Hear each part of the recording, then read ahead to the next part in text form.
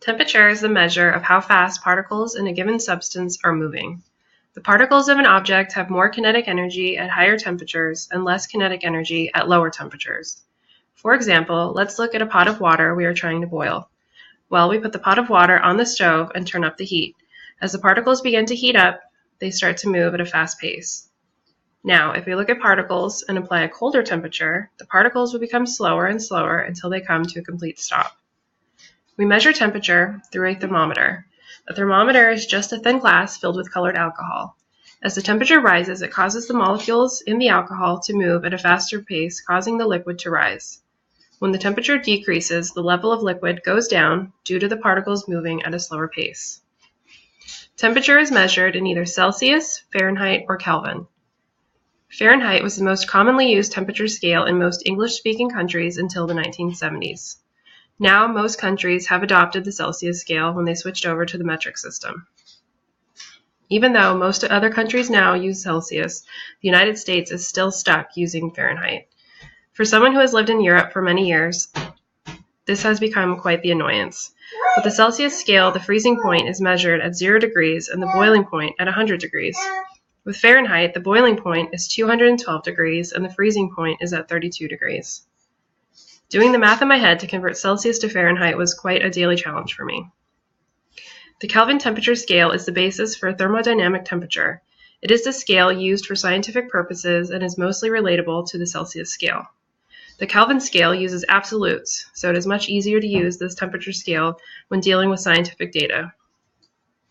On the Kelvin scale, it is said that absolute zero is the temperature where the molecules of a substance have the lowest energy. Temperature and heat are often mistaken for one another, but heat is the measure of the flow of energy due to the differences in temperature between objects. A good example of this for me is to explain it when I give my children a bath. If the water is too hot, in which we know the particles of the water are moving at a fast rate, I then add in cold water, where the particles are moving at a slower pace. I end up with water that is the perfect temperature. Also, a very interesting fact about heat. Dark surfaces heat up much more than lighter surfaces, since dark surfaces absorb radiation better than light surfaces.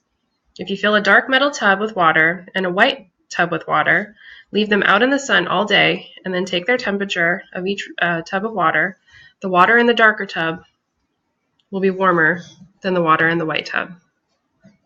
Thermal energy is the total amount of molecules in an area.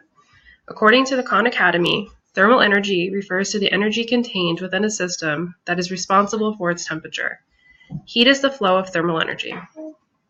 When we look at an ice cube, we may just think it's cold, but it still has thermal energy.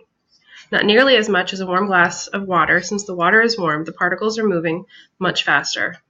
When you put the ice cube into the warm water, the ice cube warms up and begins to melt, since the heat always moves from something warmer to something colder. To summarize, thermal energy, temperature, and heat are all linked together. Thermal energy is the total amount of kinetic energy. The higher a temperature goes up, the more thermal energy there will be, and heat is a transfer of thermal energy from one object to another.